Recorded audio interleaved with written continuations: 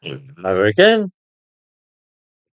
The prevailing ideology in Britain is that the multicultural society is a wonderful invention which will overcome millennia of hatred and mistrust which has existed between different nations and races, and that we have abolished all this by mixing together and jumbling up every ethnicity and nationality together in one country.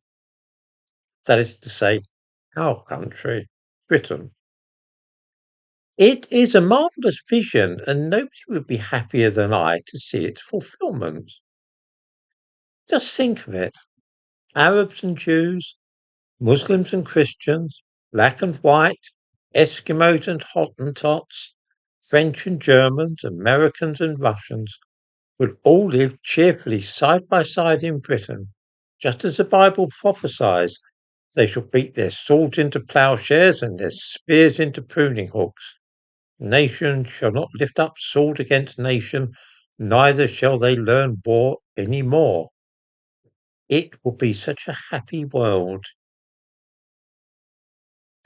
Not only will all races and nations live together peacefully, so too will all the different animals share their living spaces with each other, and there will be no savagery or bloodshed between them either.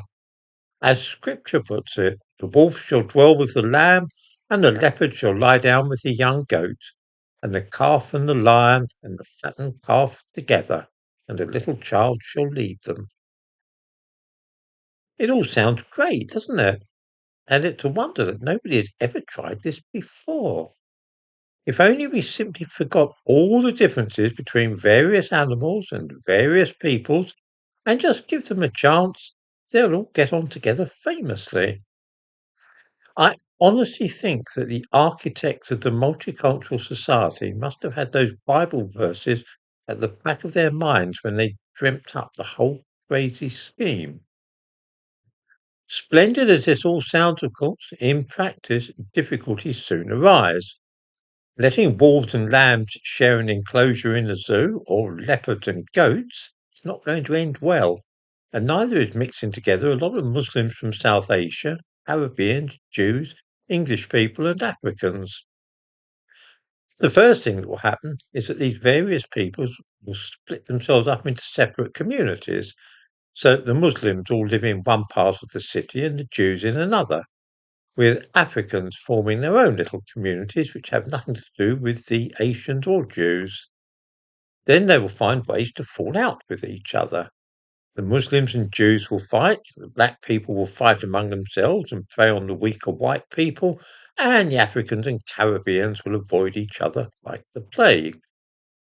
While that is happening, the wolves will eat the lambs, and the leopards will fall upon the goats and devour them.